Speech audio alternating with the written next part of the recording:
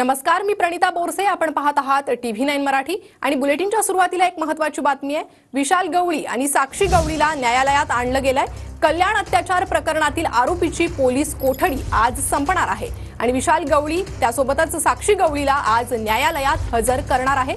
कल्याण न्यायालयाबाहेर पोलिसांचा मोठा बंदोबस्त देखील तैनात करण्यात आलाय.